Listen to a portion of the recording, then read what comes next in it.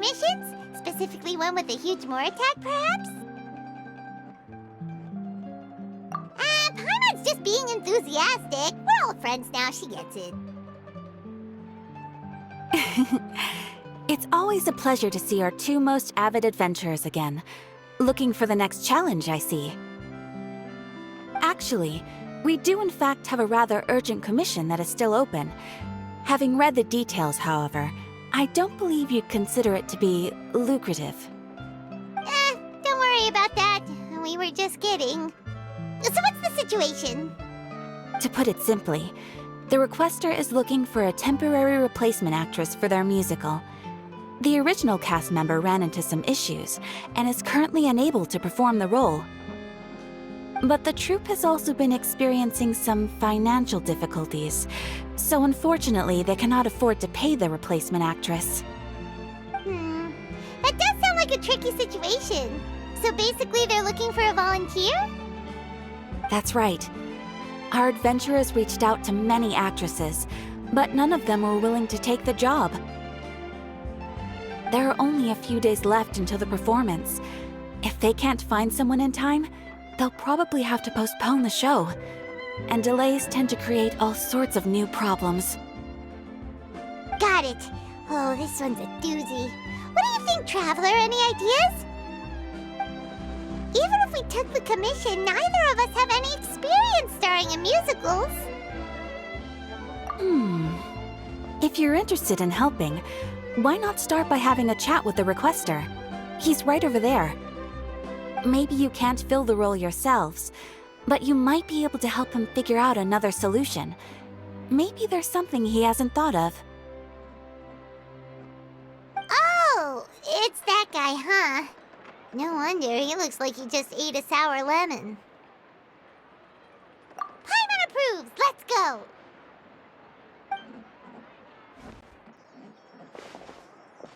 Hello there! Are you the guy looking for a new actress? Wait, I know you two! Are you really willing to act in my musical? Wow, sounds like we're pretty famous in Fontaine already. But to answer your question, neither of us have any experience in musicals. But we heard that you're in a bit of a bind, so we figured we could at least try to help you think of a solution. Ah, I see. It's okay. I knew that asking for a volunteer was a long shot. If we can't find someone to step in, we'll have no choice but to cancel the show. It would be such a shame.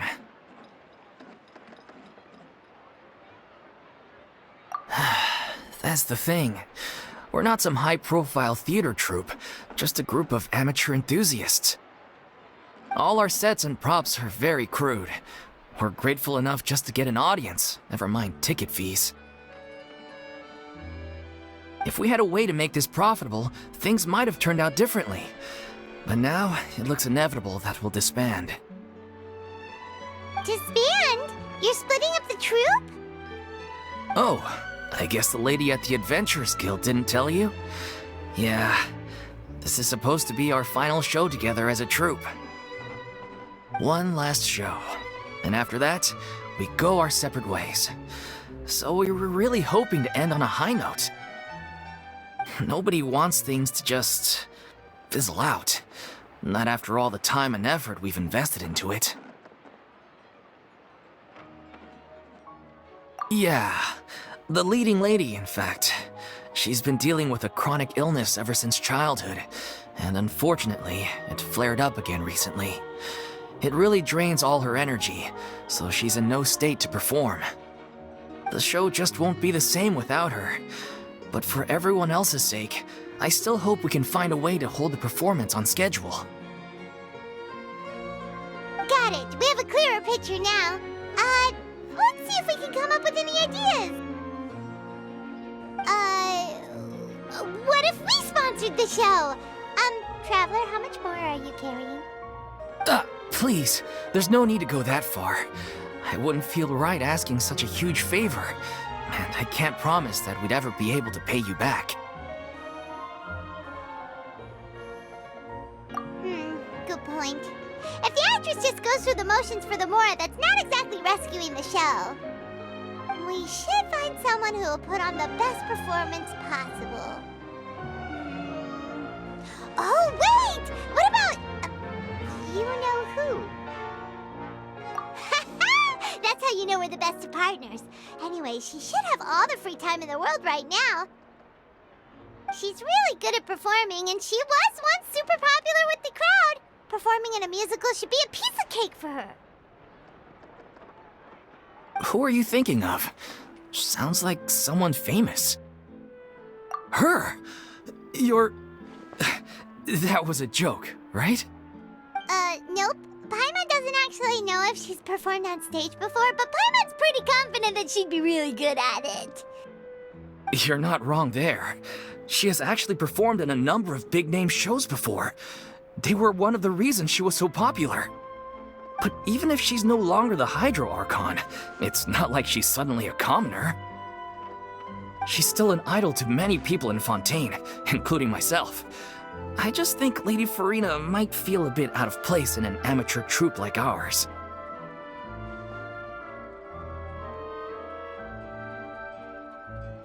Well, yes, but... Fair enough. I mean, if she was actually willing to, then of course I'd be honored to have Lady Furina star in our show. I'm sure the rest of the troupe would be delighted too. I'm sure everyone in our troupe has probably dreamt of performing on stage with her one day. Of course, it all depends on whether she's interested. She might consider this opportunity beneath her. No point in stressing about that. We'll only know if we ask her. And besides, things are different now. There's no reason for her to be all high and mighty anymore. Thank you for your help. I guess I'll just stay here and wait for the good news. Good luck. Wait, where does Furina actually live nowadays? She used to live in luxury at the Palais Mermonia, but she's, moved out, right? As it happens, I have her current address here. I can provide it to you. Ooh! When did you get here? I came over when things were starting to sound more promising. I thought I should be at the ready in case my assistance is needed. It is my duty to support commissioners in any way I can. Thank you, ma'am. Thank you so much. Well, now that we've got the address, we'll go find Furina. Back in a jiffy.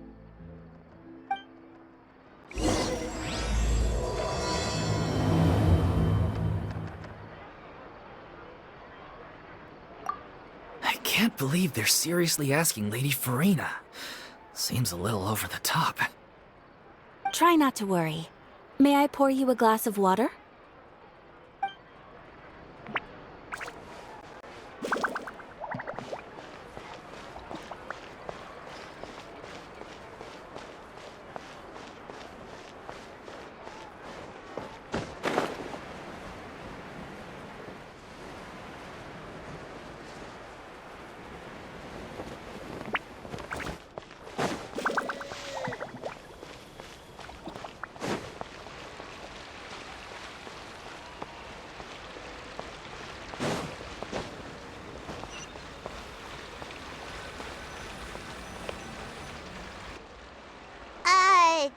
Did Catherine really give us the right address?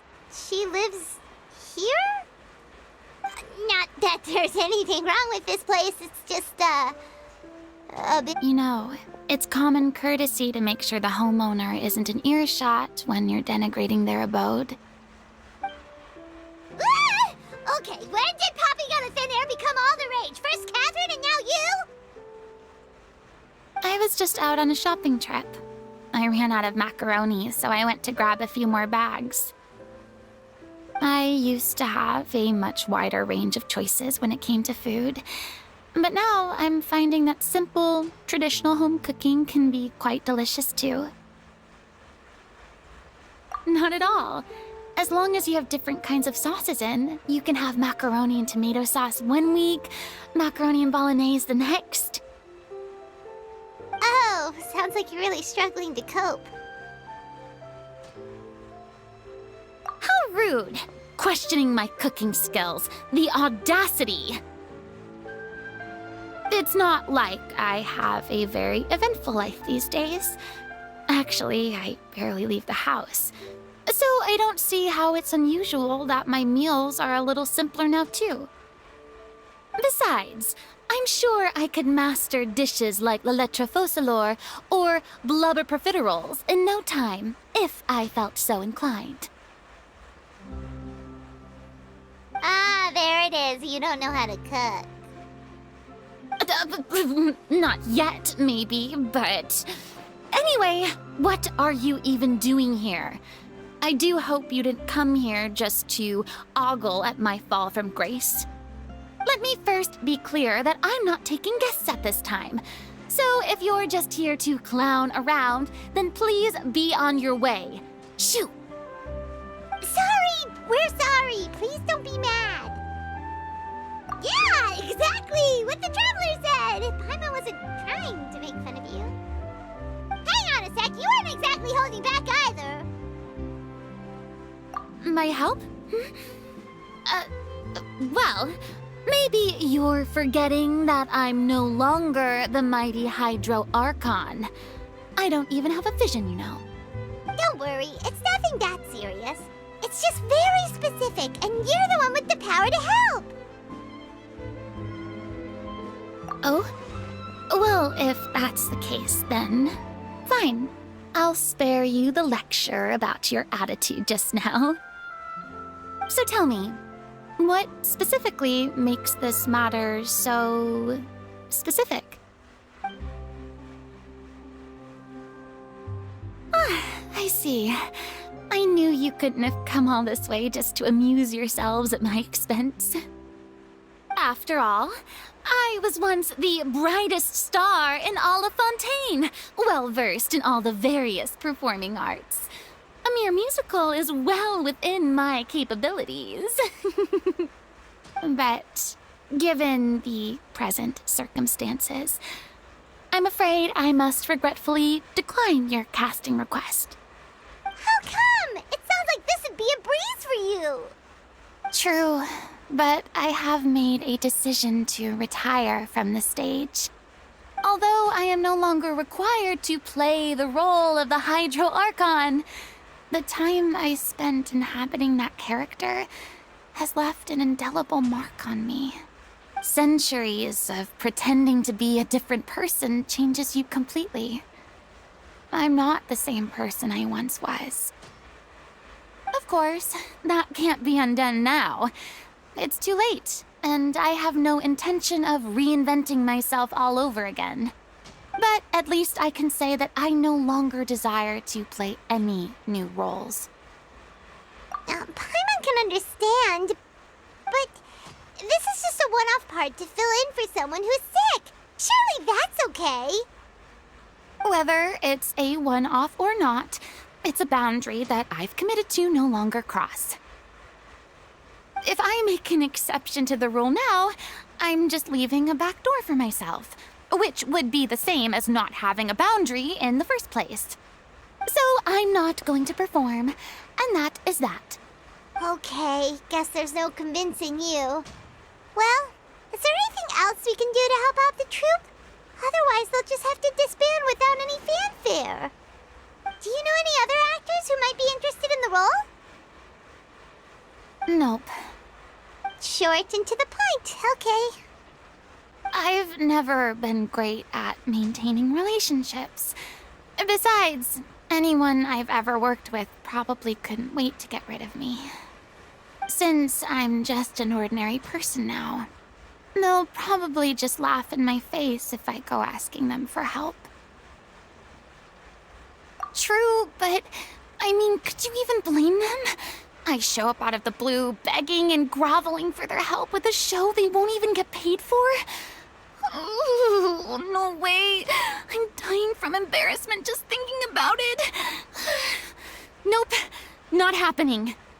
Well, is there anything else we can do? This performance really means a lot to the guy we're working for. Have I not made myself clear? You're barking up the wrong tree.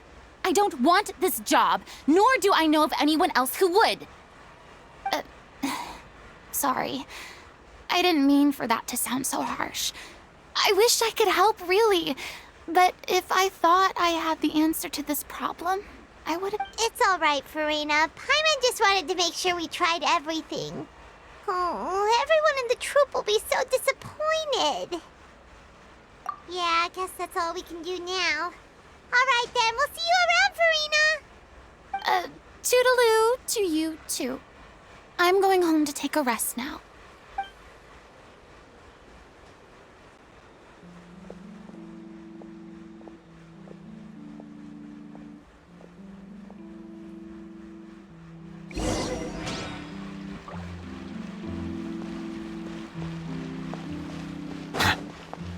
It's too bad, but we have to respect Furina's decision. Maybe the thought of performing brings up too many painful memories now.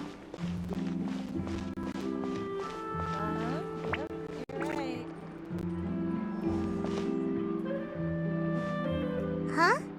What's going on? Are they arguing? That's besides the point. I'll ask you again. Why did you start looking for a replacement without my consent?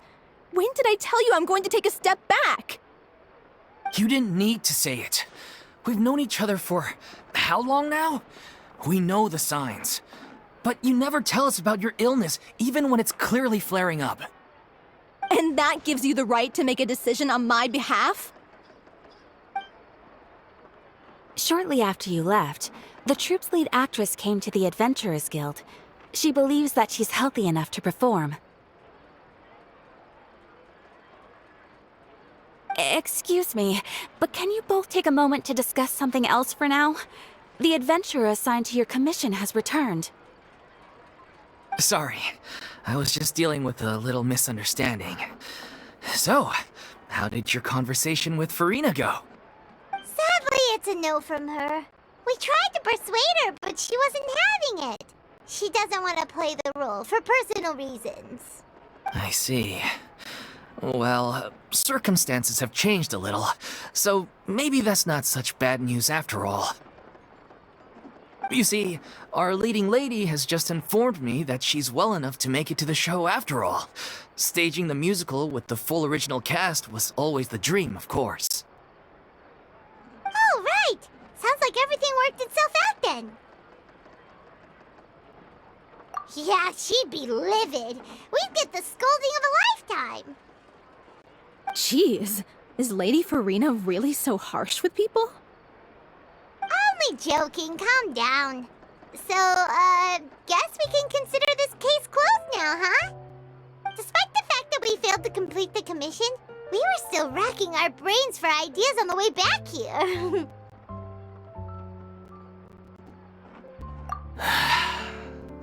Look, there's no point arguing with you about this anymore. You've made yourself very clear, so I'll stop looking for a replacement. This is the last chance we have, though. If your illness flares up again, there won't be time to find anyone to replace you. So, are you absolutely sure you'll be able to handle it? The whole team is putting everything they have into this final performance. We have to make sure it goes ahead. Yes, I'm completely confident. I've been taking a new medication from the doctor, and it's working brilliantly. I'll definitely be able to tough it out until the performance day.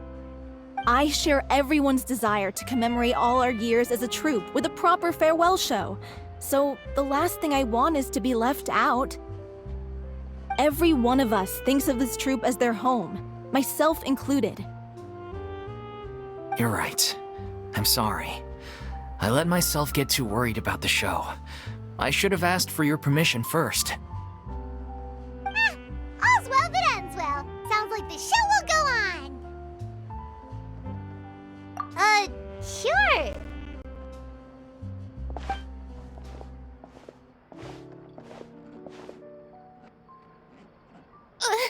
Hey, how did you... I was just passing by because I realized I forgot a couple of items on my shopping list. All right, I'm coming. No need to drag me.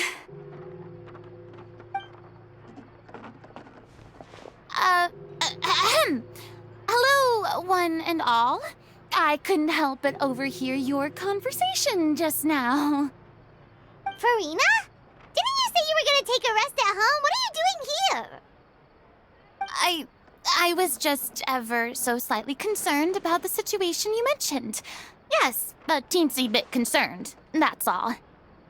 When you came to talk with me earlier, I jumped right to explaining my position and said some strongly worded things. And all before I even had a full grasp of the situation. Anyway, I just feel a bit bad about how it went down. I'm sorry, Paimon. Oh, it's totally fine. Paimon didn't take any of that personally. You really have a knack for asking the most uncomfortable questions, don't you? I felt very sheepish, having had a change of heart after flatly refusing you. And then, to make matters worse, you caught me. But in any case, it sounds like the issue has already been resolved. Yeah. When they said they were gonna ask for your help, I almost had a heart attack. I mean, how could we be worthy of having Lady Furina star in our show? There's no need to think like that, and no need to keep addressing me as Lady. Just Furina is fine.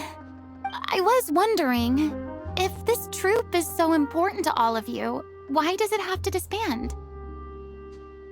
If the difficulties are purely financial, then there must be a solution.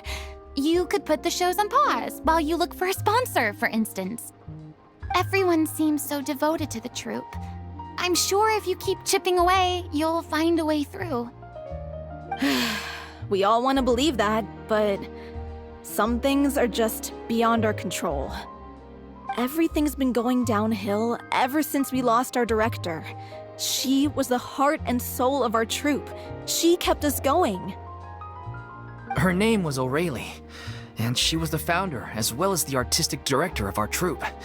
And tragically, she was a victim in the serial disappearances case. What? That's actually how I recognized these two. It was all thanks to their efforts that the true culprit was brought to justice. But still, no sentence can bring our director back to us. She was a loyal fan of your performances, Miss Furina. They were what first inspired her to get into musical theater. She rallied many people around her who were destitute or had lost their sense of purpose in life, and convinced them to join her troupe. She wrote her own scripts, acted on stage, and mentored each and every one of us. People loved our performances back then. We seemed to be going from strength to strength. Things were really looking up for us. And then disaster struck. Yeah. After that, the entire troupe fell into disarray. None of us know anything about script writing, let alone how to handle the business side of things. We've been doing the best we can, but despite our efforts, things are slowly but surely falling apart. It's agonizing, but ultimately, we'd rather end things now on our own terms than stick it out to the bitter end and watch all our dreams turn to dust. Oh. What a terrible waste. A gifted artist from humble beginnings who achieved so much and no doubt had much more to give. And then her life was so cruelly taken. I suppose it's fair to say then that this final show, besides being your farewell to the stage, is also your final gift for her? Yes, exactly. We all miss her terribly. Well, good thing I followed the traveler here. After hearing this tragic tale, I can no longer stand by and do nothing. Furina. I know what you're thinking, but I by no means plan to cross the boundary I've set for myself. Besides, they're no longer looking for a replacement anyway. I can, however, provide some artistic guidance from the vantage point of a highly experienced audience member. But only if you feel this is something that would help, of course. Oh, most definitely! We'll take any guidance that you can give. We unfortunately don't have any budget for a consultant, though. Will that be a problem? I don't need any compensation. All I'd ask in return, if you're willing, is that you tell me some more about the life and work of your late director. Something I've begun to realize since my departure from the Opera Epiclese is that there's a lot you don't see when you observe everything from on high. The law only judges criminal behavior and does not weigh human emotion. The court's verdict can settle the question of criminal liability, but what about all the unresolved emotions of the parties involved? What happens to them? An interesting answer. But if you ask me, I think all emotion shall ultimately return home to the heart and slowly settle with the passage of time. Take, par exemple, how this troupe pines for their late director. Things such as this I have never witnessed before, and so I should like to observe, perchance to understand. Huh. Still a fan of your old dramatic monologues then, huh? You just want to get back in on the action, don't you? No. This is a completely different situation. Pearls before swine. The name's not Swine, it's Paimon! Would you be willing to join me? Come on, take a break from adventuring to listen to a story. Thank you all so much. Our director was a huge fan of Miss Furina's performances, as of course we all are. Alright, follow me. We'll go to our usual practice space. Please excuse the size. It's a little on the smaller side.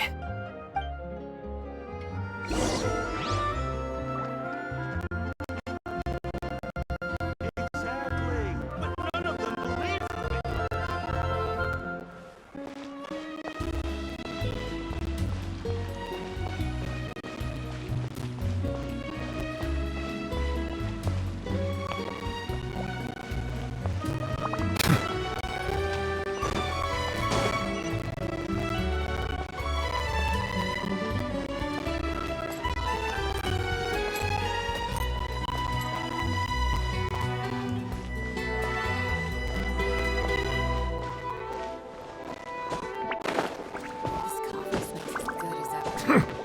no more free coffee for me.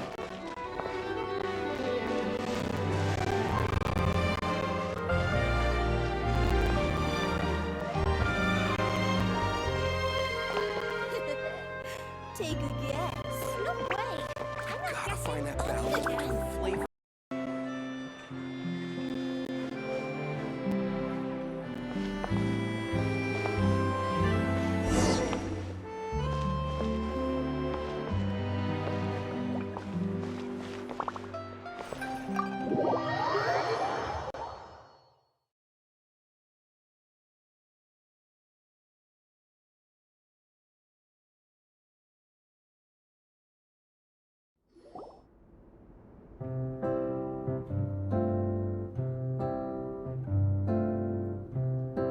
Huh?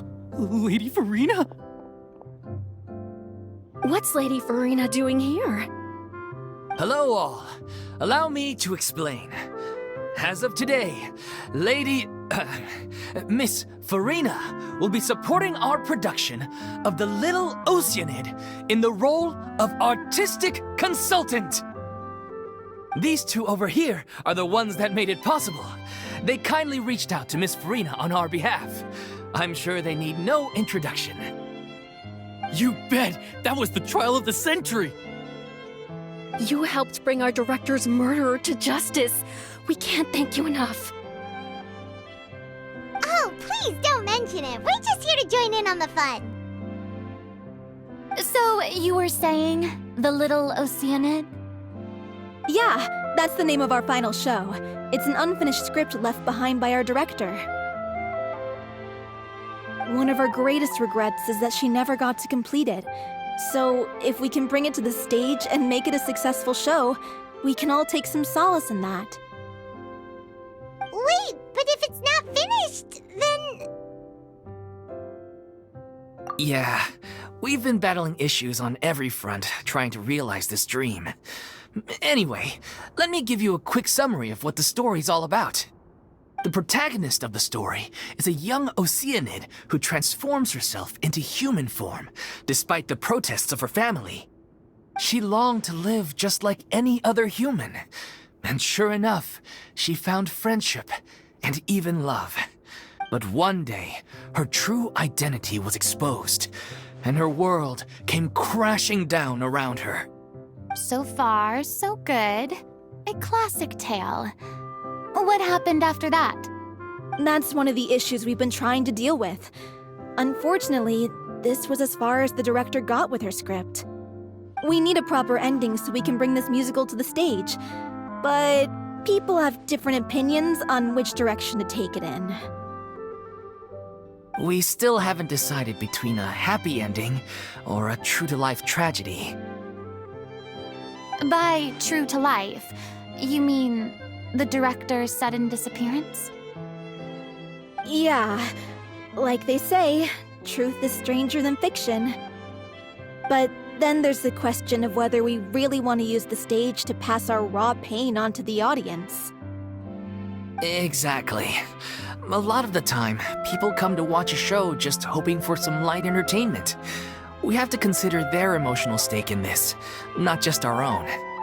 And one last thing. We're still waiting on confirmation from two of our main actors. The first is Paulo, who plays the protagonist's lover.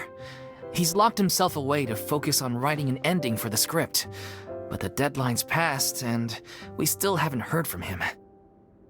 The other is Villemont, who plays the main antagonist. He took the director's death pretty hard. Hasn't set foot in the city since. He did write to us, promising that he'll be there for the final performance, but we haven't seen or heard from him since. So we're not really sure what to make of that. Huh. Although, now that we have Miss Furina helping us, maybe we should take the opportunity to get everyone back together. What opportunity? What do you mean? Maybe you're unaware, but your name has always been like a rallying cry for us. Our director was constantly singing your praises. All of us look up to you as a role model. Oh, stop! You're making me all flustered. Although, not in a bad way. I suspect the reason they're dragging their feet is that they have their doubts about whether the show will really go ahead, considering all the issues you've been facing. But one by one, all the obstacles are being removed. Now is the time to rally the troops. Makes sense. Okay, priority number 1, let's check in with Paulo and see where he's at with the ending. He went back to Poisson a few days ago. Said that staying in a friend's home might help him to relax and escape the feeling of isolation. I thought the last thing his friend would want right now would be to take visitors, given that Poisson was flooded not too long ago. But I guess it's the opposite. A friend in need and all that. Yeah, maybe he could use some company. Poisson? Nothing.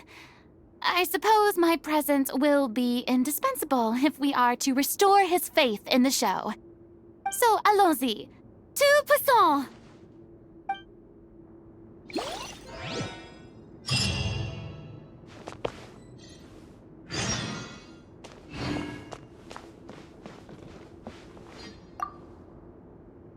You're off to Poisson to find Paulo, right? Have a safe trip. We'll take care of the troupe while you're gone.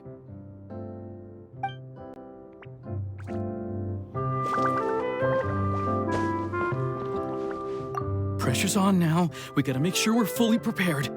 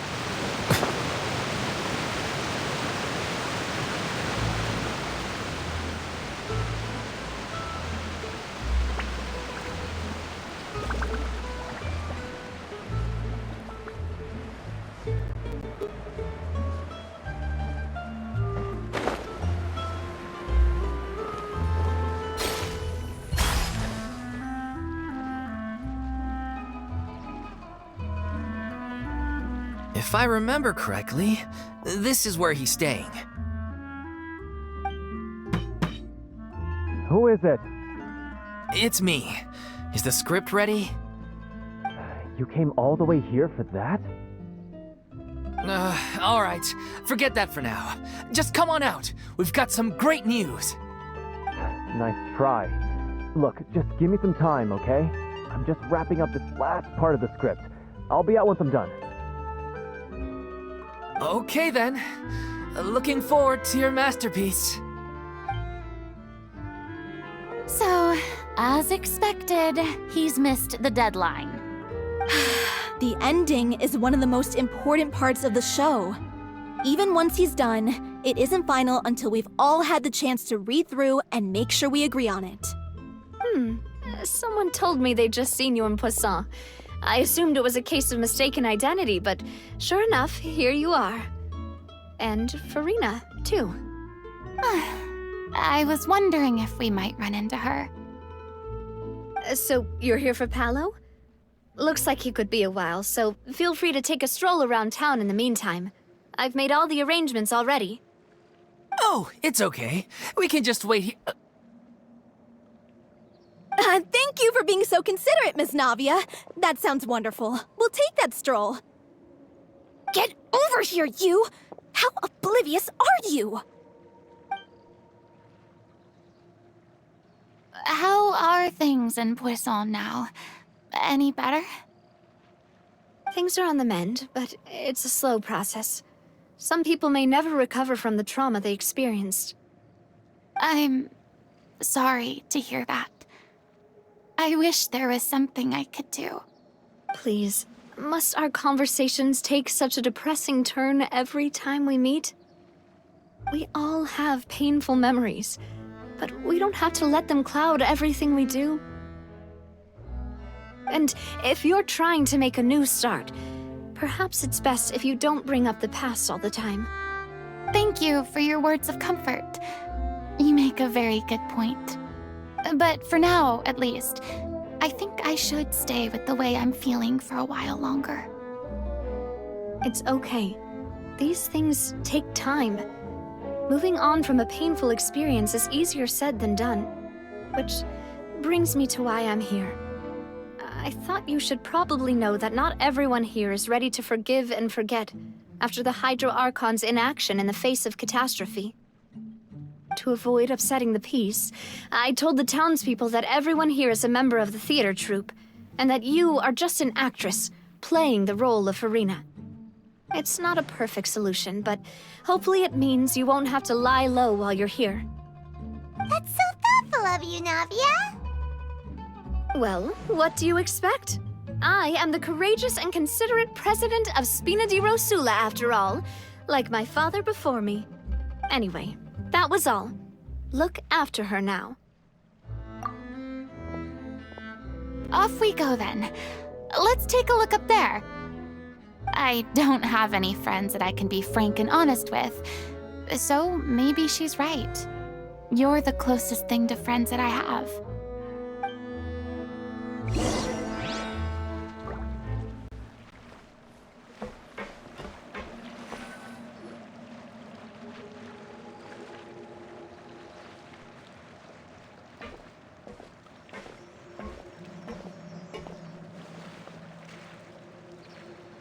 I'm so grateful that Miss Navia was so understanding. To be perfectly honest, I didn't know if I was ready to meet her. It's always easiest to just run away from your problems.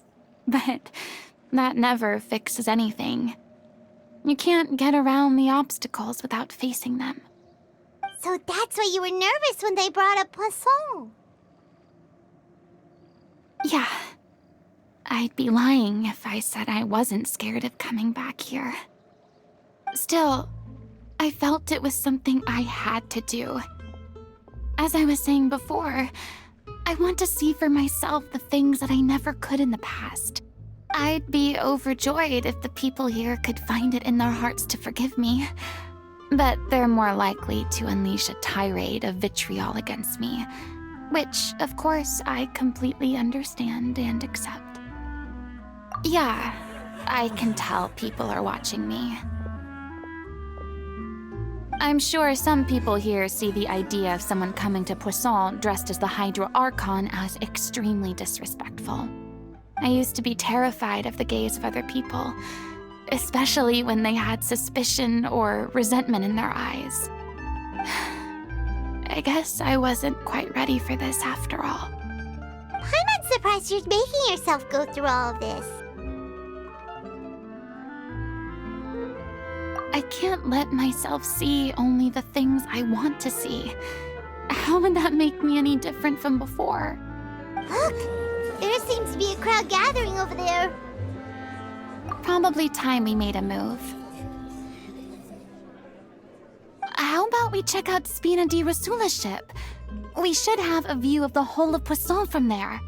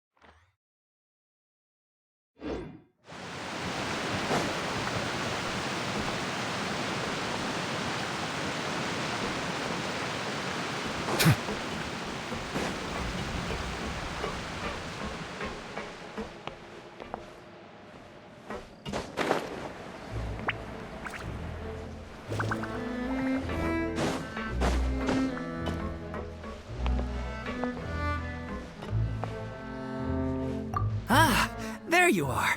We were just buying some fish. There's a clearance sale right now, and the prices are much better than in the city. Who said anything about buying them? You're really gonna carry a huge fish around all day while we're out visiting Paulo and Villemont? You're right. We don't have anywhere to put it.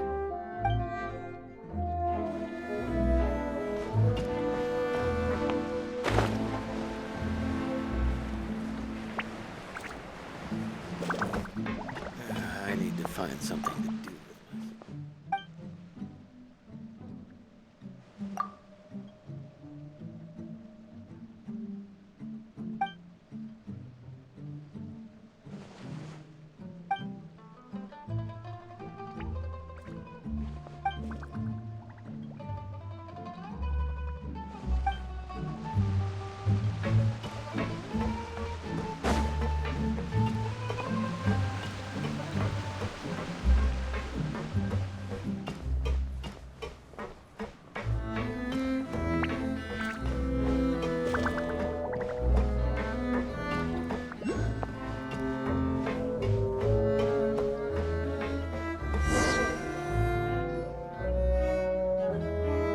I'm sorry. You probably just wanted a relaxing stroll, and here I am dumping all this heavy stuff on you. We don't mind. It's actually refreshing to see a different side of you. Great.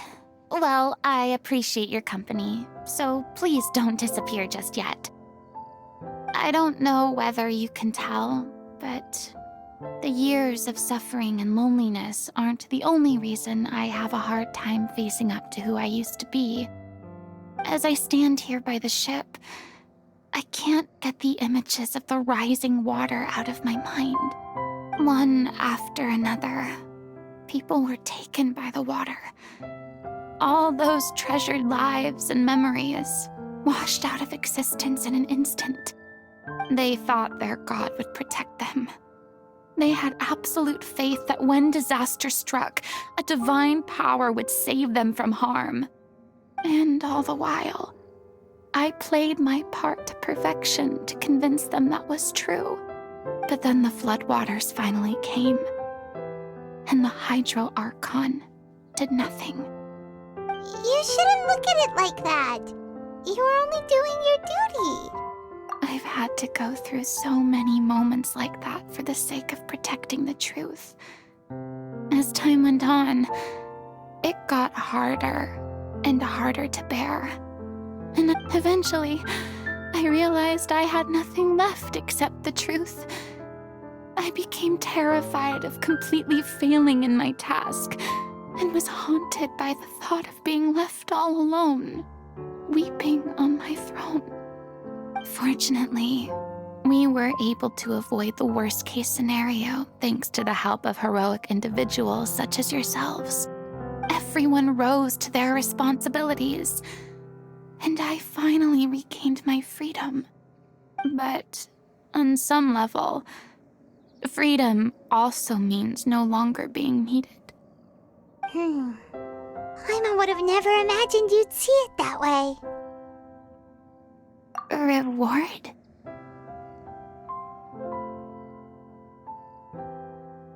I guess so. Back then, I didn't even dare to dream about having someone to confide in. I was scared of someone recognizing me for who I truly was, and exposing the secret I swore to protect. Believe in the Furina you see on stage. She is the one you can trust. I had to keep all my feelings, all my curiosity about life to myself. No one could be allowed to know. That's what I really meant when I said I'm no good at maintaining relationships. So that's where you were coming from. Paimon totally thought you were just a bit of a diva at heart. Could you please get off my case? I don't know what's gotten into you today. I'm making an effort here. You could at least try to do the same. I do. I once had nothing but the truth, and now I'm finally free to live my own life again. And even though I have no idea where I'm going right now, at least the choice is in my hands. All right, it's about time to head back. Paulo should have finished the ending by now. Sure! Okay, let's head back and check it out.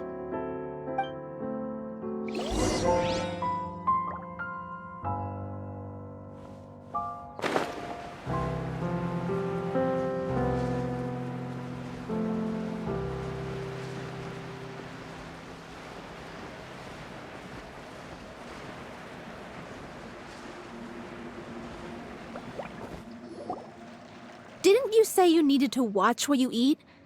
You're supposed to be cutting down on fried foods, not wolfing down copious quantities of fish and chips, you know? Come on. It's not every day we get to dine at Spina di Rosula's expense. Can you believe how generous she is? I'm not about to pass on free food. Anyway, my character doesn't need to be slim and good-looking.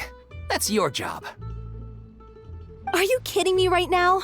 It's not your character's health I'm worried about, it's yours. I've spent my whole life battling the effects of ill health, and it kills me to watch you willingly ruin yours by filling yourself up with junk all the time. Oh no, looks like they're arguing again. We're back! Could you maybe put your differences aside for a moment? Ah, you're back. We've been enjoying Spina di Rosula's VIP treatment in your stead. Paulo's nearly done. We shouldn't have to wait too much longer. Great! So you were discussing your characters, right? We heard she's playing the oceanid who turns into a human girl. What about you? Me? I'm an oceanid too. He was originally supposed to take the form of a crane, but he outgrew that role. Well, the costume at least. So now he's playing the boar instead. Sorry. The boar's not a bad character, actually. He's the one who raises the little oceanid, yes? That's right. He has some pretty memorable lines too, like when he imparts some solemn words of wisdom to the little oceanid. If you become human, you can reveal your secret to no one. You will face suffering and loneliness. Is this truly what you want?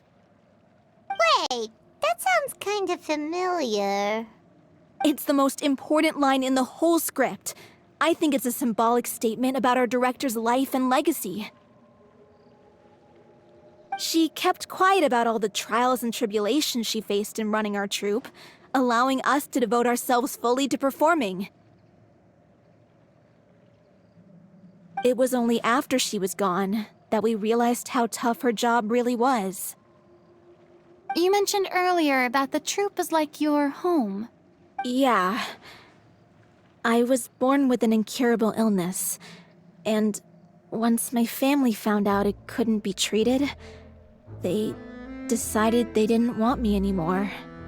I spent some years taking whatever work I could find and trying to manage my illness with various medicines. But whenever I had a bad flare-up, I'd be lying in an alleyway for days at a time. It was like that until the director found me one day. She told me I had a great voice and asked if I was interested in studying singing from her. I said yes. She took me under her wing, taught me to both sing and act, helped me find Mora for my meds, took care of me when my condition decided to flare up. I know it was all a huge burden on her. She sounds like a really incredible person. She really was. She gave everything she had to her troupe and the people in it. All of us were so proud to call her our director. I was a lost child too when she found me. As the child of a murderer, my parents weren't around when I was little, so I got sent to an orphanage. The other kids were always picking fights with me. They'd say things like, "Come on, you must be pretty tough if you're the son of a murderer." It was just to taunt me, though. I was an easy target, and they knew it. One day, I got beaten up so bad that I just couldn't take it anymore, so I ran away. I lost all faith in humanity by that point. Thought the whole— Let me guess. Fortunately, the next person you ran into was the director. Yeah. For the first time in my life, I was somewhere I felt safe. And I promised myself I'd stay here until the day the group parted ways. The day you hoped would never come. How times change. Oh, you're finally done? Get your butt over here. There's someone I need to introduce you to. This is our new artistic consultant, Miss Furina. Furina? The Furina? Oh my god, how did you manage to wrangle that? Please, the honor is all mine. I was profoundly moved to hear about your troupe and your wonderful director. I just wanted to do something to help. Same here. Even so, this is just... Oh, wow. I'm sorry. I'll try to calm down. Now, where was I? Ah, yes, the script, of course. Let me give you a rundown of how the story unfolds in my version of the script. I'm sure you're already familiar with the beginning of the story. A little Oceanid decides she wants to become a human, against the wishes of her family. She finds love and friendship in the bustling city. But then, disaster strikes. The people start to notice that all the fresh water in the surrounding area is slowly disappearing. The soil is becoming arid, plants and flowers are withering, and the people begin to panic. The little Oceanid, Cleo, and her lover decide to do something about it and investigate the truth of the matter together. In the end, they discover that all the waste and pollution created by humans over the years has caused the fresh water to flee the land, as if driven by a consciousness of its own. Consciousness? You mean the water is sentient? Water as a conscious entity. There's actually quite a few stories that explore this theme. Since the little Oceanid is a water spirit, she immediately understands how the water is feeling. She then tells her lover about her true identity, as well as the truth behind the crisis. Her lover accepts her for who she is, and works with her to find a way to bring the water back. However, unbeknownst to them, there were some people eavesdropping when she revealed her secret. The little oceanid is accused of being directly responsible for driving the water away, and faces the greatest dilemma of her life. And then? In the end, she makes the brave decision to sacrifice herself to save her lover, and the rest of humanity. Huh? But didn't they all treat Cleo like a villain? Why would she want to save them after that? Well, she mainly wanted to save her lover, plus everyone who'd stood up for her. Through her love for her human partner, she was able to find an even greater love, one that extended to all of humanity. Surely the biggest strength of Cleo's character. There's actually something else that bothers me. You know the protagonist is supposed to represent the director, right? And she never had the chance to become a hero in our world. If we're serious about dedicating this show to her memory, we should make the ending as true to life as possible. What about if the little oceanid is hounded to death by people who hate her, her lover makes sure her secret never gets out, and humanity continues down the path to extinction? That sounds like too cruel of an ending to me. And perhaps a little irresponsible to present to the audience. That ending would be a perfect mirror to Director O'Reilly's death, both arbitrary and meaningless. On the day when she went missing, Director O'Reilly had instructed us all, somewhat out of the blue, to leave the court of Fontaine and wait for her outside the city. We waited and waited at the rendezvous point, but she never came. By the time we returned to the city, she disappeared without a trace. We looked for her. The Gardamex looked for her, but she was nowhere to be found. Increasingly, all the signs seemed to point to her being the latest victim in the serial disappearances case. The director was the kindest soul in the world, yet she was senselessly sacrificed for the sake of a so-called experiment by someone who had nothing to do with her at all. But doesn't the way she suddenly told you to leave the city suggest that maybe she had some sense of what was about to happen? It almost seems as if she was moving you to safety. I've been trying to follow up on that ever since, but all my efforts so far have turned up nothing. Villemont might know something, but he won't open up to me. Villemont? The one who's playing the role of the villain? Yeah. He's been overwhelmed by grief. I think the director's death hit him hardest of all. Grief? Guilt, more like. Also, I have a hard time imagining that anyone took it harder than me. Because, well, speaking of the play being true to life, I was deeply, madly in love with O'Reilly. What? You kept that one quiet. It's time to be upfront with you all. No more keeping secrets from each other. We'll never be able to agree on the ending if we can't be honest about how we feel. I did tell her how I felt once, but she turned me down pretty much straight away. She said that we were all like brothers and sisters to her, and she'd never considered us as potential romantic partners. Not that it came as a shock or anything. It was what I was expecting to hear.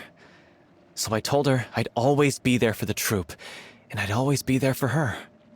I said, maybe one day in the future, when everyone's settled into their own lives and on the up and up, and managing the troupe no longer required her constant attention. Well, maybe then she could reconsider what she really wanted in her life. And now, that day will never come. Oh, Paulo. So if I'm the one writing this ending, then I'm gonna make sure it does right by O'Reilly. I won't let anyone get in the way of that. In that case, you have to straighten things out with Villemont once and for all, face to face. We've all had our differences of opinion over the ending, but those two have never seen eye to eye on anything. One of them has to compromise if we're ever going to reach a final decision. Well, if that's where we're at, looks like it's time to go visit Villemont. Are you ready to face the truth? Honestly, I'm slightly terrified. But for the sake of our final performance, I'll do whatever it takes. Funny you should ask, though. You really do get what I'm going through right now. I certainly do. Come on, everyone. Hello.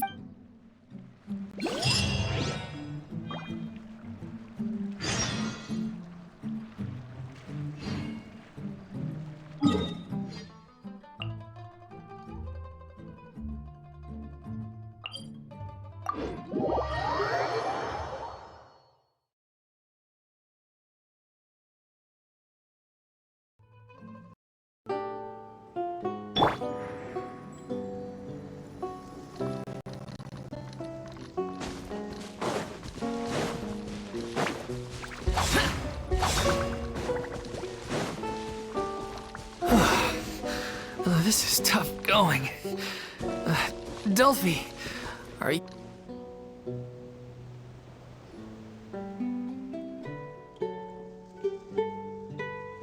Ugh, as if this journey wasn't tough enough already without a roadblock. Don't worry. We should all be fine with the traveler here. We don't need to take a detour. Wait, why are you all looking at me? You're not seriously expecting me to fight, are you? We're just curious, that's all. I don't think anyone's ever seen Furina in a fight before. Yeah, but don't you remember why? The Hydro Archon willingly gave up all her power so it could be converted into indemnitium. Miss Furina said so herself.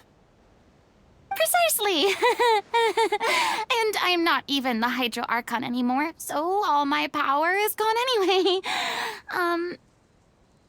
As much as it pains me, unfortunately, I should just stay put. I'm more like a damsel in distress more than anything. That sounded so smug. Ugh, secondhand embarrassment is unbearable. C'est la vie, indeed. Alas, I am forced to watch on helplessly as a more brave and seasoned adventurer than I swoops in to save the day.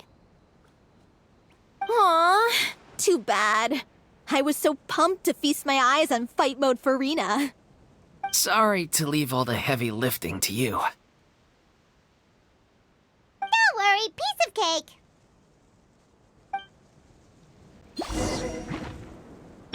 My guiding stars. Disappear! Worthless! Here!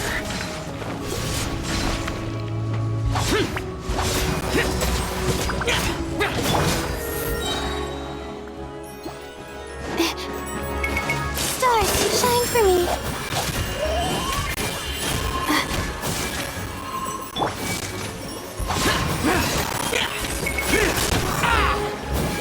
Don't be scared. The night is cold.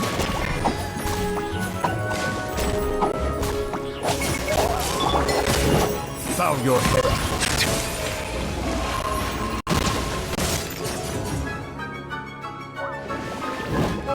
Be sanctified. An oversight on my part. Silence! My guiding stars.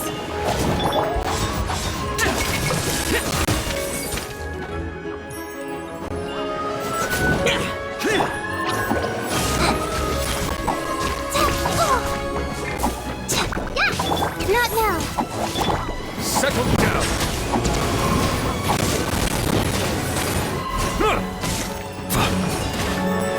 Hey, go away! Lament! Here! Bravo! Good show! You certainly live up to your reputation. Yeah, thank you. Anyway, the path is cleared now, so onwards and upwards.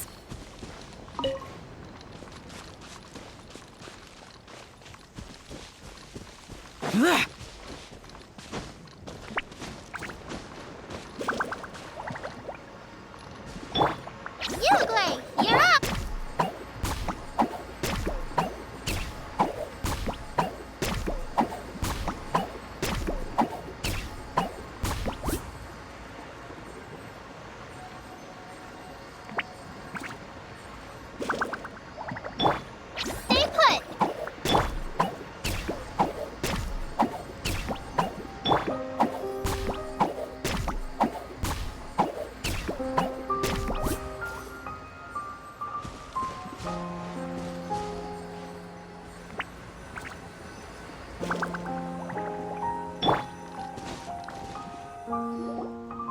Vilma, are you there?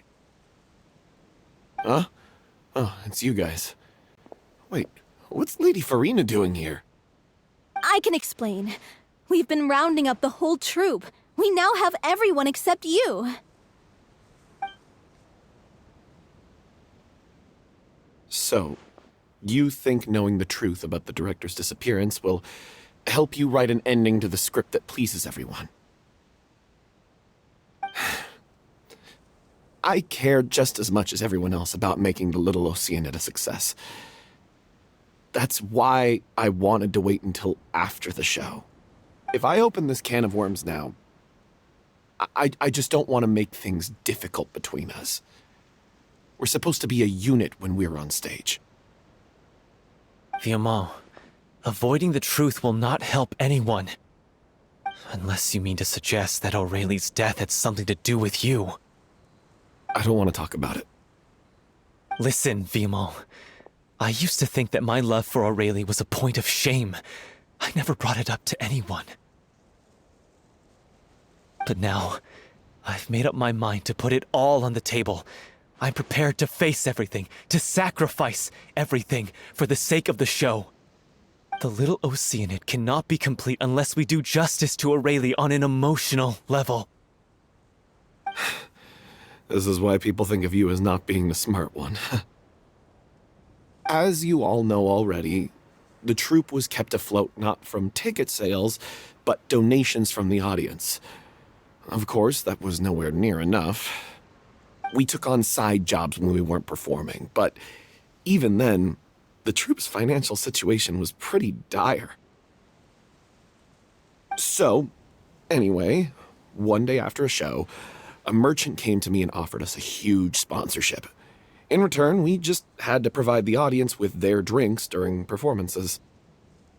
It seemed like a win-win, so I said yes to it on the spot without consulting the director. It was only when the merchant came to deliver the goods that I realized the drink in question was synth. Isn't that the drink peddled by the culprit behind the serial disappearances case? I freaked out when I saw the boxes. And I told the director everything right away. She was completely shocked as well. But she didn't reprimand me for making the decision without consulting her. Instead, she contacted the merchant and stated that the troupe could not agree to this collaboration. The merchant was furious, berated us for going back on our word, and threatened to sue us for damages. The amount was astronomical. There was no way we'd be able to pay. And then? I was going to sort it on my own, but the director stopped me. She said that this was an issue for the whole troupe, and it wasn't my fault. But things only got worse from there. The synth merchant just wouldn't let up, and then suddenly the director told us all to leave the city one day. I knew then that things must have reached a boiling point. I admit this whole thing was my mistake. I didn't dare to tell any of you the truth back then, and after the director disappeared, I was even more afraid to say anything.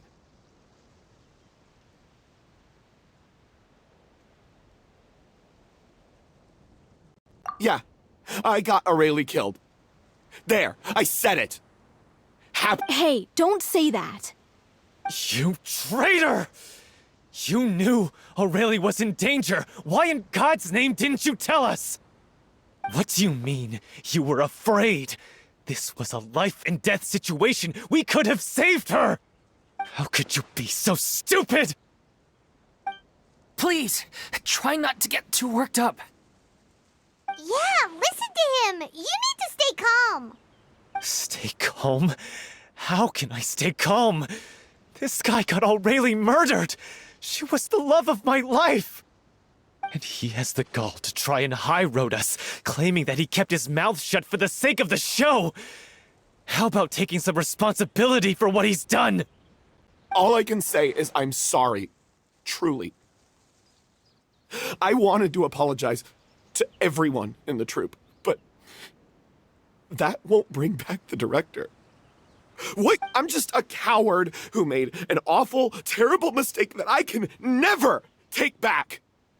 Beat me up if you want. Kill me if you prefer. It's what I deserve. End my life so I can meet the director and apologize to her in person. Get out of my sight! Go! Get lost! I don't ever want to see your face again! That's enough! You've screamed and shouted at each other for long enough. Now, can you stop conflating the show on stage with your real-life relationships in the troupe? You keep saying that you want to use this final performance to pay tribute to your director and celebrate her life. How can you do that if you're just using it as an excuse to vent your own emotions? You're right. I'm sorry. On stage, the lead role is the focal point of the audience's attention. And you're all used to seeing the director as the heart of the troupe. But in her own life, her greatest desire wasn't to be the center of attention. I can tell how much she loved you all, and how much she loved the troupe. What she wanted was to build a warm home for all of her brothers and sisters. To shield you all from the storms that rage in the world outside. That's how you should remember her. And that's what you should be celebrating. I understand why you're trying to make her the hero of the story, but isn't she your hero already? After everything she did for you? Yeah. So think hard about what that means. And then think again about what you hope to achieve by arguing with each other. If you really hate each other and can't reconcile your differences, then you could just call it quits now. Why bother with the final performance if the group is already fractured? But you can't bring yourself to do that, can you? You care too much about Director O'Reilly and the home she built you all to let go. What are you laughing at? I don't see what's so funny. Sorry, I didn't mean it that way. It's just that, for a moment there, it felt like our director was back with us again. If she'd seen Paulo and Vilmont at each other's throats like that, she would have scolded them exactly like you did, in that same stern voice. Really? But she sounded like such a gentle person. Of course she was. Even her harshest lectures came from a place of kindness, and it showed. She really was a truly outstanding person. What you said, it really puts everything into perspective. I'm truly sorry. I really meant for this to be a genuine apology, but I ended up making it all about me and my self-pity. It's all right. Let's save all this for after the performance. So, the ending. What are we gonna do about it? Clearly, everyone needs to take a step back for now and reflect on what really matters. When emotions are running high, things get lost in the fray. The end of the story needs to focus back on O'Reilly herself. She's the true star of the show. What do you mean? The Traveler is right. You once investigated that underwater synth base and recovered items belonging to the victims. If you could find anything that O'Reilly left behind, perhaps we can get a better sense of what she went through in her final days. You really think that's possible? I trust that nobody would object to the ending of the story being based on O'Reilly's true feelings. No. Well, we'll leave this in your capable hands. Come, let's pay a visit to the Palais Mermonia. The rest of you, head back to the rehearsal location for now, and wait for our good news.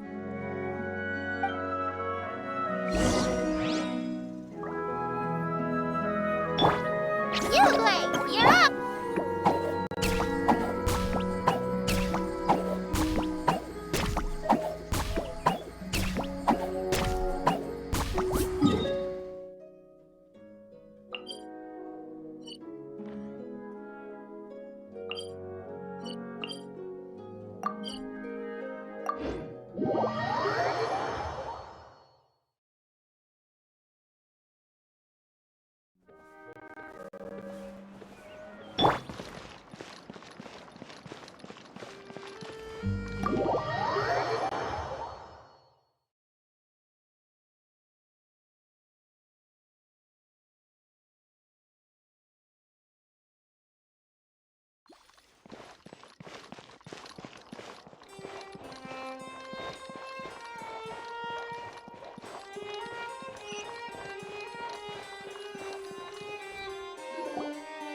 You want to review some recovered items connected to victims of the serial disappearances case?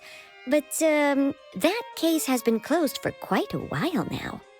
Still, since you were the ones who discovered and submitted the evidence in the first place, you don't actually have to submit an application. Okay, please hold on. I'll have someone dig them out.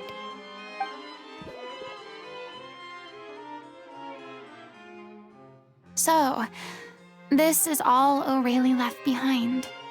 Just whatever she was carrying on her person and this tattered old notebook. Hey! It's full of script lines! And sketches too! Looks like they show where the different props should be placed on stage. Let me take a look.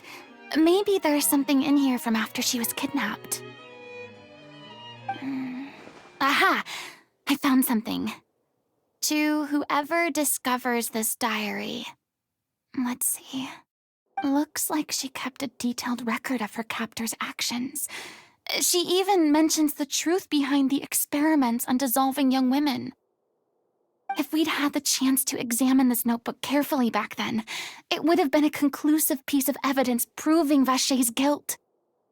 Vacher took so many lives. It's still so unthinkable how many victims he had. I guess O'Reilly must have written all of this down in the hope that her records would one day be of use to investigators. Wait, it cuts off. Her handwriting here gets patchier and more illegible by the line. She probably didn't have much strength left. Her final words are... I'll let you read them for yourselves.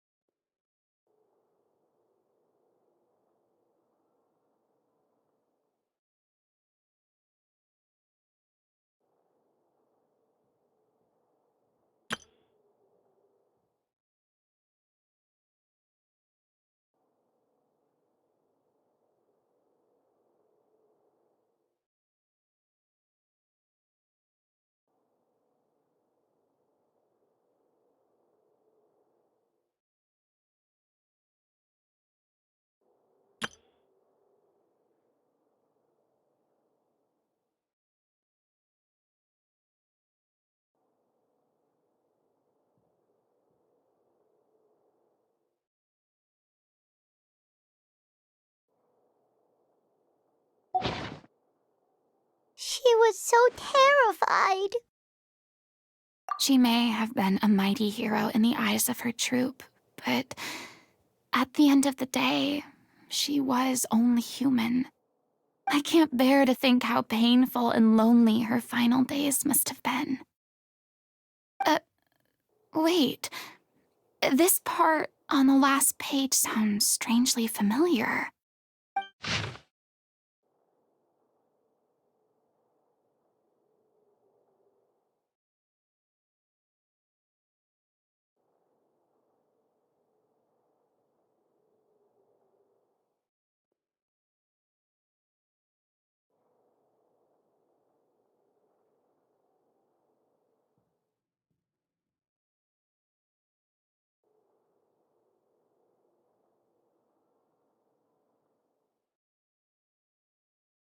If you become human, you can reveal your secret to no one.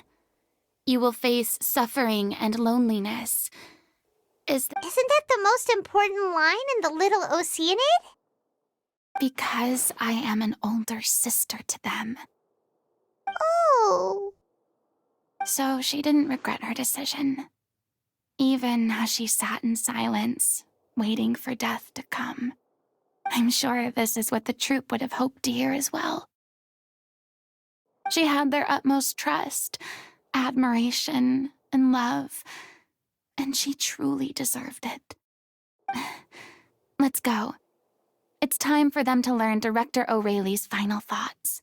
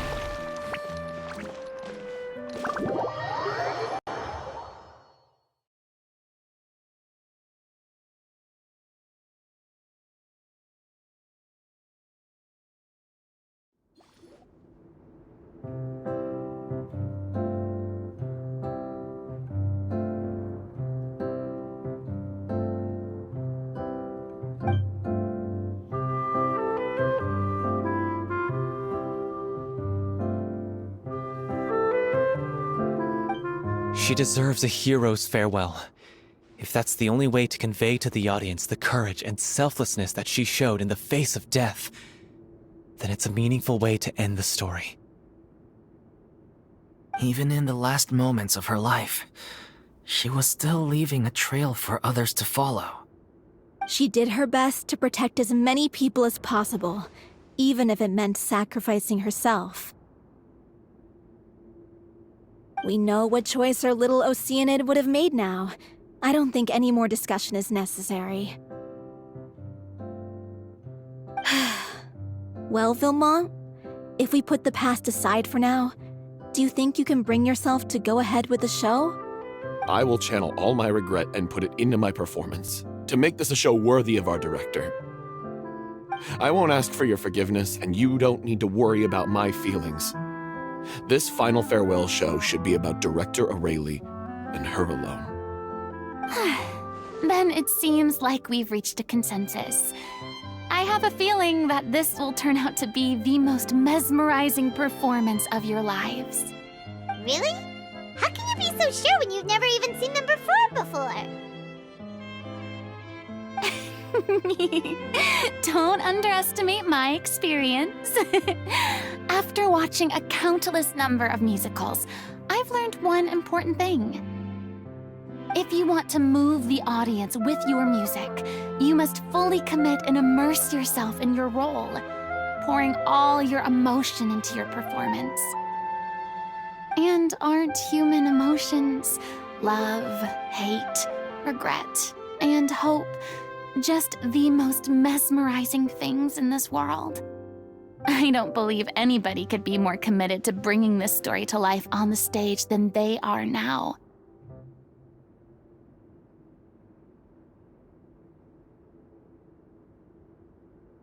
Thank you for the vote of confidence, Miss Farina.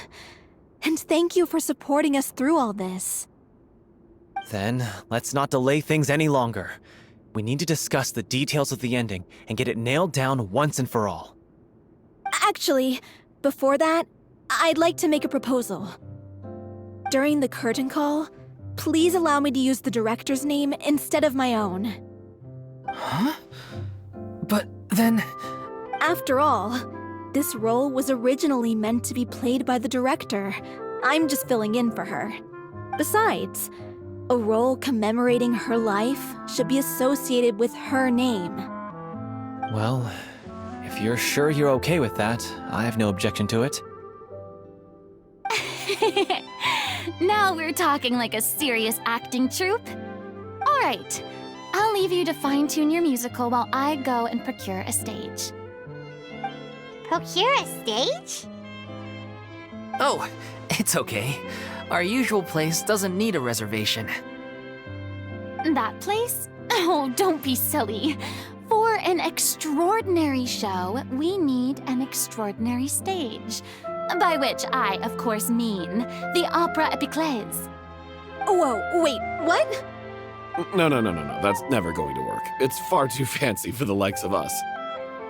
What are you afraid of?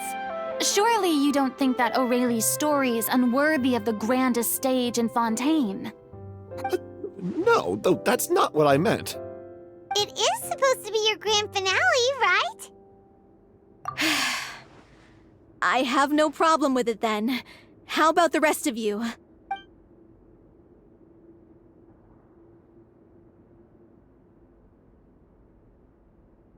I'll take your silence as a yes.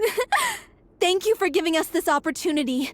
It really is a dream come true. Well, then don't disappoint me. If you mess this up, it'll reflect poorly on me too. Come on. We'll need to get the go-ahead from Nerilette. I know just where to find him.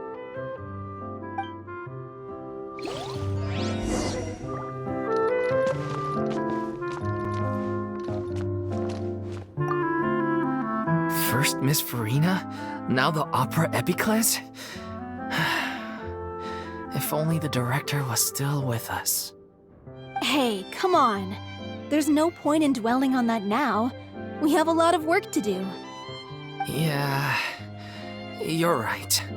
Now's not the time to get all melancholy.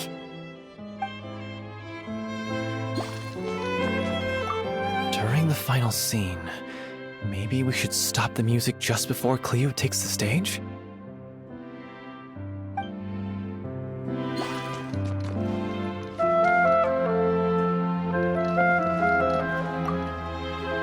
Best of luck to you.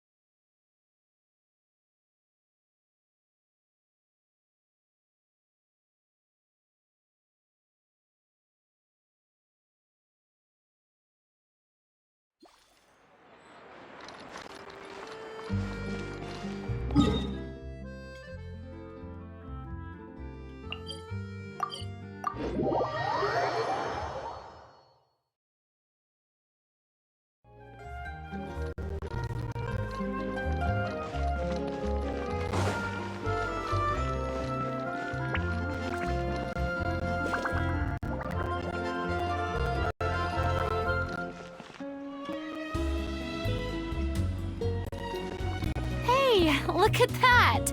Looks like I guessed right. You were just guessing?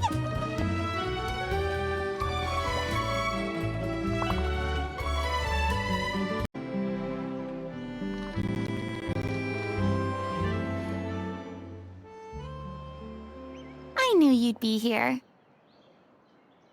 I'm here merely for a short break. It has been a while, Miss Furina. And you too, traveler in Paimon. What might I assist you with today? I would like to book the opera épiclèse for an event. You see... I understand. The process for booking the opera épiclèse is complex and can be somewhat cumbersome. But given that the request is coming from the three of you, I see no reason to make things unduly difficult. The story of the little oceanid is most fascinating. I'm looking forward to seeing it performed on stage. I will say, however, that I am surprised to see your passion for the performing arts rekindled after all that has happened. Huh? What do you mean? Do I look excited? Yes. And this is the first time that I've seen you like this since your departure from deityhood. At first, I just felt bad about rejecting them. So I wanted to learn a little bit more about their situation. But one thing led to another, and... well, here we are. In the past, we sat in our high chairs in the court, giving our opinions on isolated cases. all while knowing very little about the human stories behind each and every one. Maybe it's because I've finally become an ordinary person and gained my freedom, but I've developed a great sense of curiosity about their lives. I am truly delighted to see you find a new lease on life. Now that you've regained some confidence, have you had any thoughts regarding a return to the stage? Why would you suddenly ask a question like that? Well, if the Little Oceanid turns out to be a great success, it will no doubt become a classic. Many theater companies are certain to add it to their repertoire. The experiences and decisions of the protagonist Cleo are all modeled after your own. Naturally, this makes you eminently suited to playing the leading role. It would truly be a shame if you did not take this opportunity to allow audiences to enjoy your outstanding acting talents once more. Haven't I already made myself clear? I won't act or perform in any role ever again. No exceptions. Nor do I think it is any great shame. There is no lack of fine actors or inspirational stories, either on or off the stage. This experience is a case in point. I feel like I've learned a lot, and it has already been well worth the price of admission. I must admit, though, I'm a little envious. They're quite fortunate to be able to bid farewell to their past in such a magnificent manner. I see. Well, I'm glad to learn that you have found a role to play that you enjoy, be it on the stage or not. I sincerely hope the show will serve as the grandest of finales. I will have my staff book the date and mail the relevant paperwork to the troupe once the details are confirmed. Thanks, Nervalette. You are very welcome.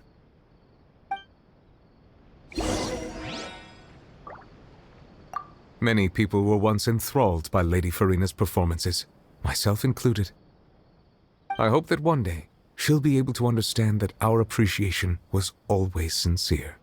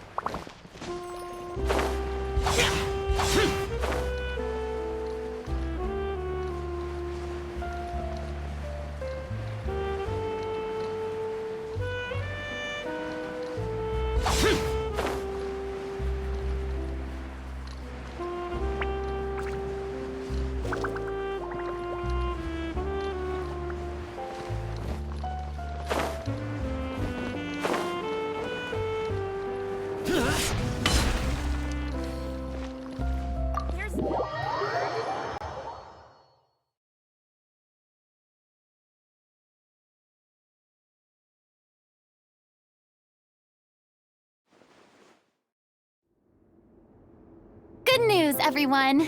It's done. The Opera Epiclese is booked. Thanks to my eloquent and impassioned speech, Monsieur Nervalette was moved to provide us with a fitting stage for this special performance. We've had to fight every step of the way for this opportunity, but we now have all of the ingredients necessary to stage a truly spectacular performance. A touching story, a magnificent venue, and last but not least, a passionate and dedicated cast. Now, let's work together and make this show the best it can be. This is truly wonderful. The sooner we can finalize the ending, the more time we'll have to rehearse. Fiamma and I just went over some parts of the script and tweaked a few things. I think it's really going to resonate with the audience now. Wow, you two had a constructive conversation? That's great! Communication is vital to any good performance. Look at us! We've come so far. I never could have pictured this scene a few days ago. It's amazing! Even though Furina's still being a bit of a drama queen about it all, she's really fired everyone up!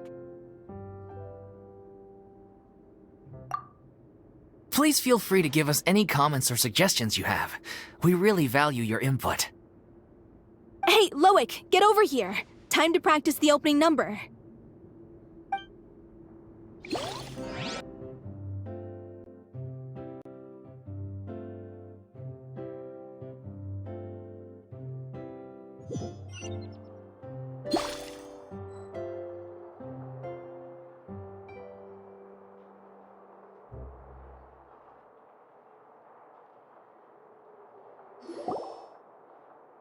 Cursed Cleo.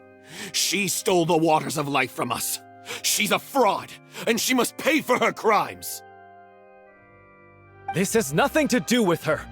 The ignorance and hatred of our people is to blame.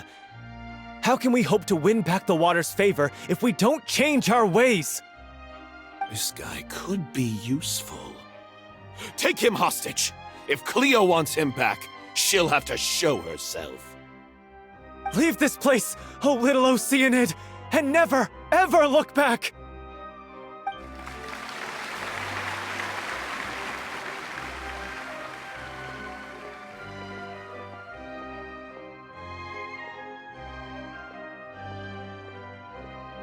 Everyone's really throwing themselves into their roles. I haven't seen such a fine performance in a long time. If only... What should we do? It's almost time for her to take the stage! Why does it have to be now? Hey, what's going on? You're due on stage any second now. Oh no, not again. But why? What about your new meds? Did they stop working? They've been getting less and less effective over time. I've had to keep increasing my dose. What? I thought they cure it. So they were only managing your symptoms? I figured whatever it took to get me through this final performance. How could you do this to yourself? And after that lecture you gave me about not looking after my health. I'm sorry. I've let everyone down. You... This is a conversation for another time. How can the show go on without its star performer? Miss Furina, I'd like to make a request of you. Say no more. If you're sick, you need to rest. I know what you're going to ask. Loic, your character has no more scenes, correct? Oh, yeah. I think my scenes are all done. Although, I do have one more line. But I guess another guy in the troupe with a similar voice register could take it. Why? Please take Delphi back to her place to rest. I'll sing the finale. From the sublime to the ridiculous. After all that, everything... Thank you, Miss Furina. I'm so sorry to put you in this position after everything you said. Never mind. What's done is done. It's really my own fault for getting in too deep. No one likes regrets, myself included. Leave it to me. I've watched you rehearse so many times that I've learned Cleo's part by heart. I do not doubt your acting skills, but please allow me to ask just one more question. After all, this show is dedicated to the life and legacy of our director. What, in your opinion, is the reason Cleo shines so brightly? It's her pure heart. Despite all the pain and loneliness she had to endure, she never once stopped believing in the beauty in this world. Well said. I leave Director O'Reilly in your hands.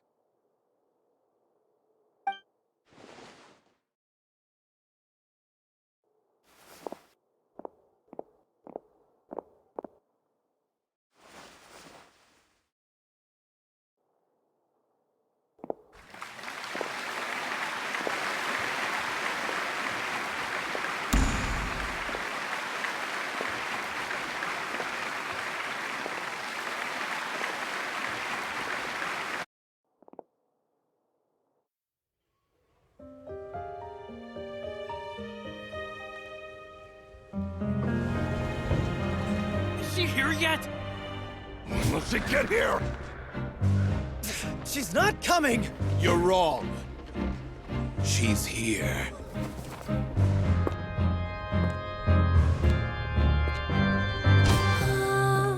Si je pouvais vivre dans l'eau, le monde serait-il plus beau? Me pardonneras-tu, ô chère mère? L'eau dans son courant fait danser nos vies, et la cité elle est nourrie, ainsi que toi, mon doux amour. But what about your wish? My wish.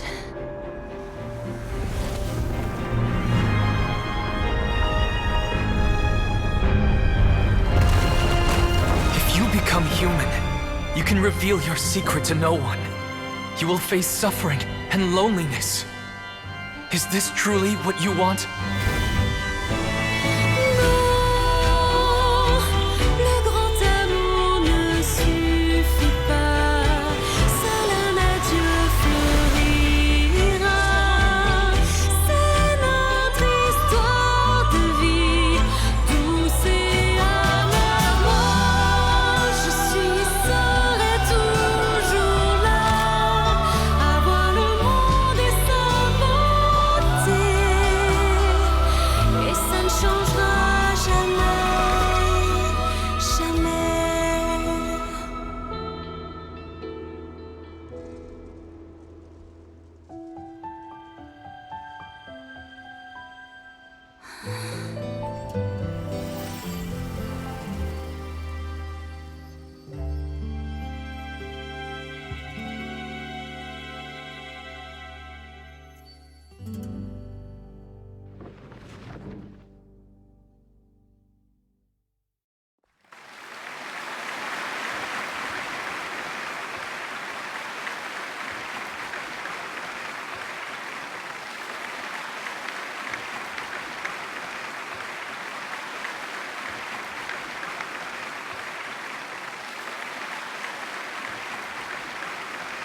Is it just me? Or was that Lady Furina on the stage just now? She hasn't been seen for a while now, and she just appears out of nowhere? Gotta say, though, her acting skills are as superb as ever. The little Oceanid, Cleo, played by Aurélie Fumont.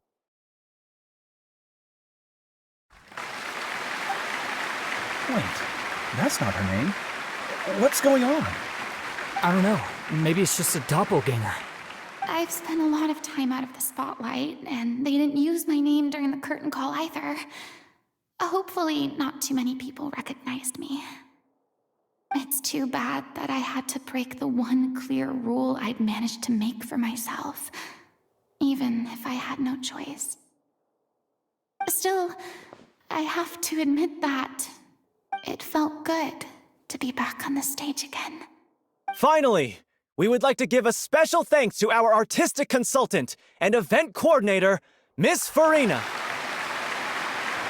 Hey, that's not what we agreed on! Oh, so it was Furina after all. She's back! Honestly, what is he doing? He should have run that by me first. All right, calm down, don't be mad. This was a group decision. We just didn't want your contributions to go unacknowledged. After all, it's been the rule in Fontaine since ancient times that everyone's work, visible or invisible, is equally deserving of recognition. Yes, I know the rule, but it should still be applied on a case-by-case basis. I wasn't ready for this yet. It's no big deal. What's the worst that could happen? Oh, yeah? Well, since you think it's so easy, you can sign them for me. This is a great chat and all, but can we talk about that crazy thing that happened during the show? It nearly gave Paimon a heart attack. Paimon flew over to where she was supposed to be and was about to drop the prop vision, and then suddenly, a real one popped out of thin air!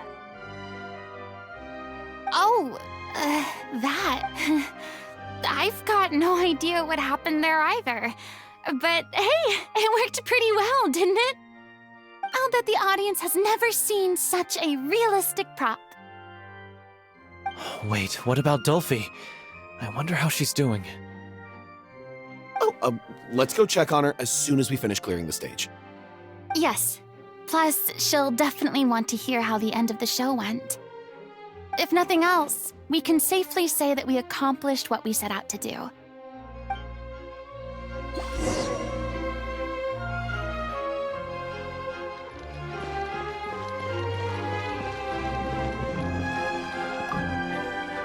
Did anyone see where Miss Furina went? Oh, I want to get her autograph, but I can't find her anywhere.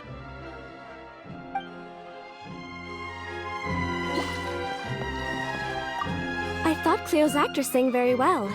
Why did they swap her out at the end? I don't know. Maybe that's just how it was scripted.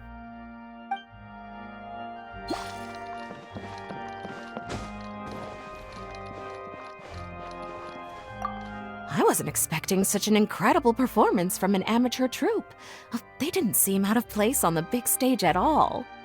Yeah, their technique could use some polish, but the performance in general felt very believable. Hit all the right emotional notes. I think it'll stay with me for a while.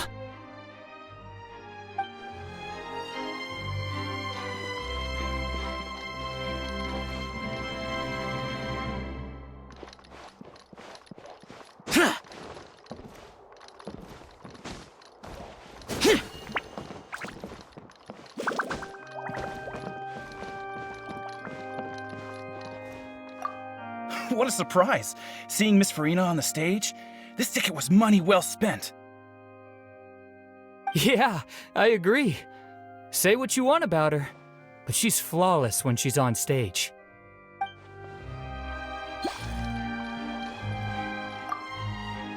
What a surprise! Seeing Miss Furina on the stage? This ticket was money well spent. Yeah.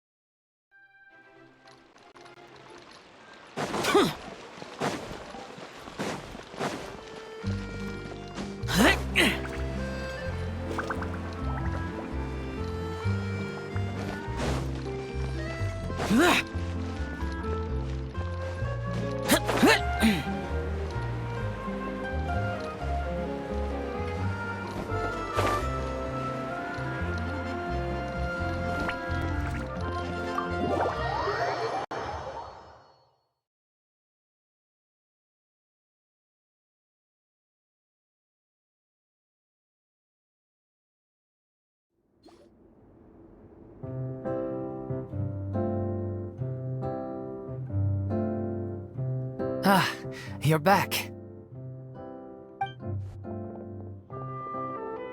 She's doing okay. Her condition stabilized after taking some of her original medication. From experience, though, I'd say she still needs a few more days of rest. How did the performance go? Was it a success?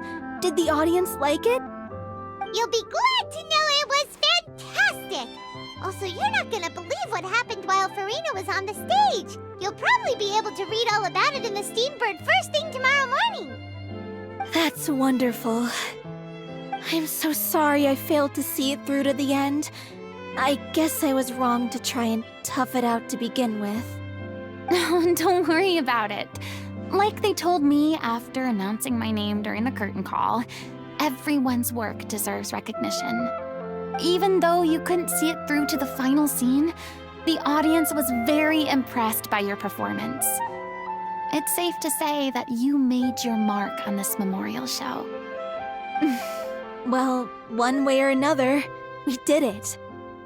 I've had bad luck ever since I was born, so I never expect things to go smoothly in life. I'm just happy to know that we went out on a high note. That's all that matters. Blaming your bad luck again, are we? Maybe if you didn't push yourself past your limits so much, your illness wouldn't be flaring up all the time. Oh, don't you start. I don't have the energy to argue with you right now.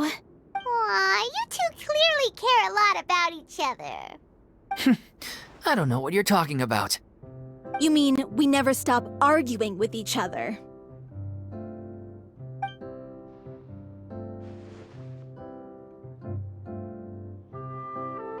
So, any plans for the next step? After the brilliant performance you put on, the reputation of your troupe is sure to spread through Fontaine like wildfire. You won't have to disband if you don't want to. You could capitalize on the rave reviews and license out the little Oceanid to the bigger theater troupes out there. That would do wonders for your financial situation. No, we should still disband. Yeah, it's what we all agreed to. After all that's happened, I should give you guys some space. But maybe our paths will cross again one day. Hey, don't just walk off!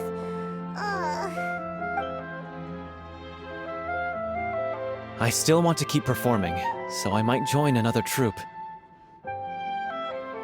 After watching Miss Furina's performance, I think I'm starting to understand our director's infatuation with musicals. You should do it. It suits you.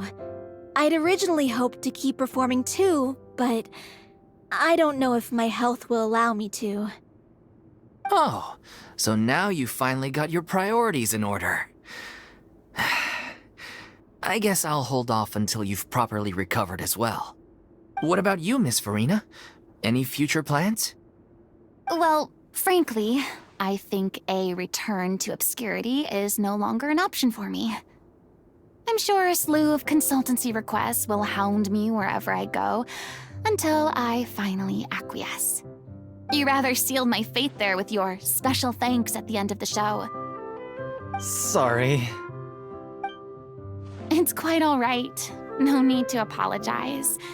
What I meant to say is that this whole experience has shown me that perhaps I'm not as averse to a return to the stage as I'd previously imagined. Maybe Nervilette was right. Maybe Cleo is the right role for me. I still don't wish to pretend to be someone else, but I do have a desire to express myself. So, maybe the show will go on for me after all. Yeah. There was once a time when I was an actress in a masquerade, seeking only to hide the truth.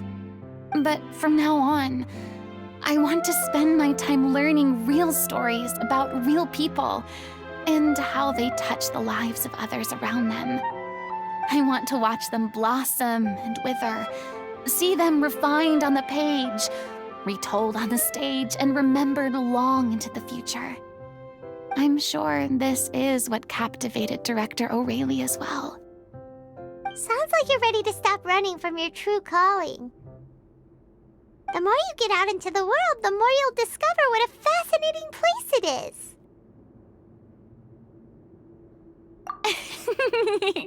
Then it's a deal.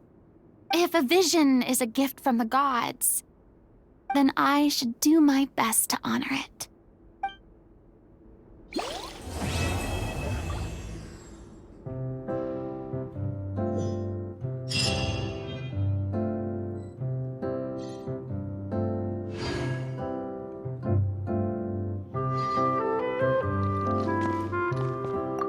I mean, of course I have some regrets, but There'll be plenty of opportunities in the future for us to tell the stories that we want on stage.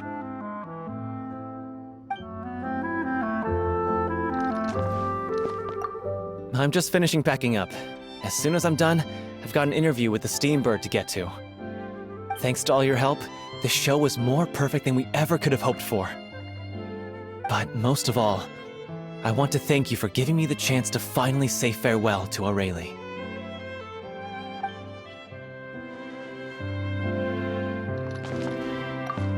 It's ironic to think that in my whole time as a god, I could only ever dream of receiving this kind of power.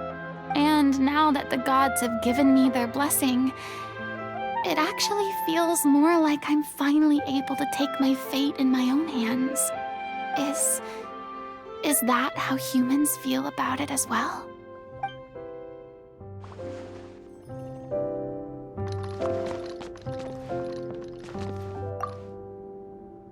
Now that the buzz is worn off, I feel ready to pass out.